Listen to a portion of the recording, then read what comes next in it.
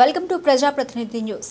మెదక్ జిల్లా చిన్నశంకరపేట మండలం ఉమ్మడి ఆంధ్రప్రదేశ్ తెలంగాణ రాష్ట్రాల వ్యాప్తంగా కాంగ్రెస్ టీడీపీ టీఆర్ఎస్ భూమి లేని ఎస్సీ ఎస్టీ బీసీ మైనారిటీలకు కులాలకు అతీతంగా ప్రభుత్వ పథకాల కింద పేదలకు భూములు పంపిణీ చేశారు. భూములతో పాటు సరైన నీటి వసతులు లేక భూములు పడవగా ఉన్న నీటి వసతులు కల్పించి సాగులోకి తీసుకురావాలని అసైన్డ్ భూముల పోరాట సమితి రాష్ట్ర కన్వీనర్ మాసాయిపేట శివరాజ్ ముత్యాలు సంయుక్తంగా ప్రభుత్వాన్ని డిమాండ్ చేశారు. కార్యక్రమంలో దళిత ప్రజా సంఘాల నాయకులు, అసైన్మెంట్ భూముల పోరాట సమితి రాష్ట్ర కో కన్వీనర్ ముత్యాల భూపాల్, ఎంఆర్పీఎస్ టీఎస్ మెదక్ జిల్లా అధ్యక్షులు గరుగుల శ్రీనివాస్, వర్కింగ్ ప్రెసిడెంట్ గుడి కృష్ణ, మాసాయిపేట మండల అధ్యక్షులు చేపూరి సాయిబాబా, నార్సింగ్ మండల అధ్యక్షులు నాగరాజు, తొంట దుర్గాపతి, మేకల సిద్ధరాములు, మాల సిద్ధరాములు, మల్లేశం, భూబాధితులు తొంట వెంకటమ్మ, మేకల పోచయ్య, మేకల ఎల్లయ్య, పద్మవేళ మల్లేశం తదితరులు పాల్గొన్నారు.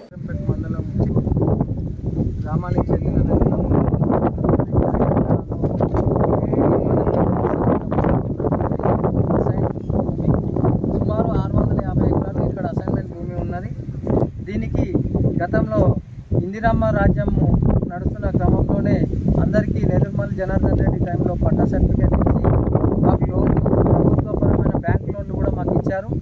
దాంట్లో మేము ఎంతో అంతా దాన్ని డెవలప్ చేసుకున్న క్రమంలో కొన్ని సందర్భాల్లో ఆరోగ్యం పరిస్థితి లేనప్పుడు ఎవరినన్నా అప్పు అడుక్కున్నప్పుడు దానికి ఆసరాగా చేసుకొని మరి ఇక్కడ కరీంనగర్ వలసవాది పల్సాని సంపత్రావు అనే వ్యక్తి ఇక్కడికి వచ్చి ఇక్కడ అసైన్మెంట్ భూములు, పట్టా భూములు కలిపి రియల్ ఎస్టేట్ వ్యాపారం చేస్తూ గెస్ట్ హౌస్లు, భవనాలు, గెస్ట్ హౌస్ నిర్మించుకొని మరి ఇక్కడ ఆయన అమ్ముకొని మన రాజస్థాన్ వాళ్ళకి అమ్ముకొని పోయాడు.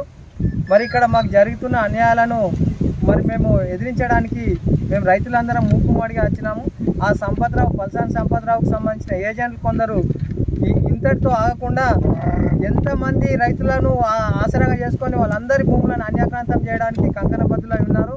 కావున వీరందరిపై చట్టరీత్యా చర్యలు తీసుకొని మా రైతులకు న్యాయం చేకూర్చాలని మేము విన్నవించుకుంటున్నాం. ఎవరు వాళ్ళు? సంపత్రావు తర్వాత సూల దయానంద్ సర్పంచ్, బయటపల్లె సర్పంచ్, మరి మన శివరాం, కాట్రేల శివరాం మాదిగా, దాంతోపాటు ఇంకా కొందరు వ్యక్తులు కలిసి ఈ భూదందా చేస్తున్నారు. కాబట్టి వీరందరిపై చట్టరీత్యా చర్యలు తీసుకొని అసైన్మెంట్ భూముల కనుక గెస్ట్ హౌజులు కానీ వాళ్ళ గోశాలలు కానీ ఉన్నట్లయితే తక్షణమే ప్రభుత్వ అధీనంలోకి తీసుకోవాలని మేము విన్నవించుకుంటున్నాం. మరి డైరెక్ట్ వీడికి వచ్చి మాట్లాడుతున్నారు కదా, ఏదో ఒకటి కంప్లైంట్ చేయాలి కదా, కంప్లైంట్ చేసిన తర్వాత రావాలి కదా. ఇప్పుడు లావన్ పట్టలు వాళ్ళ హ్యాండ్ ఓవర్ చేసుకోరు కాబట్టి మేము ఇక్కడ ప్రెస్ ముందర రిపోర్ట్ చేస్తున్నాం. ఎంఆర్ఓకి చేస్తాం, కలెక్టర్కి చేస్తాం, అందరికి చేస్తాం ఫిర్యాదు.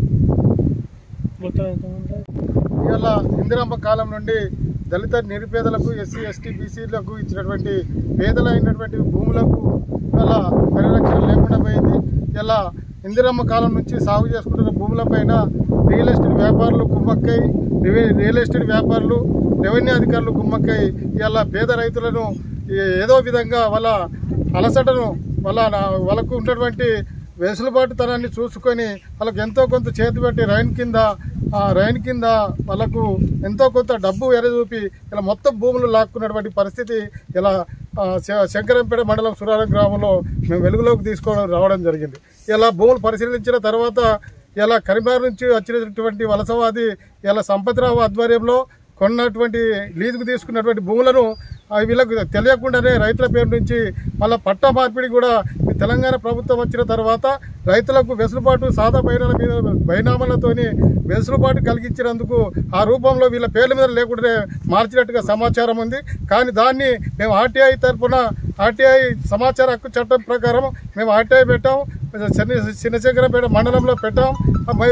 మొత్తం దాని సమాచారం సేకరించి దీనికి బాధ్యులైన మీద కఠిన చర్యలు తీసుకుని రెవెన్యూ అధికారుల నిర్లక్ష్యం విడనాడి ఇలా రైతుల పక్షాలు నిలబడి రైతులకు భూములు దక్కేంత వరకు కూడా ఈ అసైన్ భూముల హక్కుల పోరాట సమితి పోరాటం చేస్తుంది, వాళ్ళకి అండగా ఉంటుందని తెలియజేస్తూ ఉన్నాం. పద్మాల చంద్రయ్య అనే వ్యక్తి ఆరోగ్యం నిమిత్తం బాగలేకపోతే 25,000 తీసుకున్నాడు జీతం ఉంది అక్కడ. అయితే మా డాడీకి 5-6 సంవత్సరాల తర్వాత 1,00,000 రూపాయలు ఇచ్చి ఈ 2 ఎకరాల 3 గుంటలు తీసుకున్నాడు. మేము ఎలాంటి సంతకం పెట్టలేదు. ఇప్పుడు ఏమంటున్నావు మరి? మాకు దీనిపైన తగిన చర్య తీసుకొని మాకు భూమి కానీ డబ్బులు కానీ భూమి మాకు ఇవ్వాలని కోరుతున్నాం.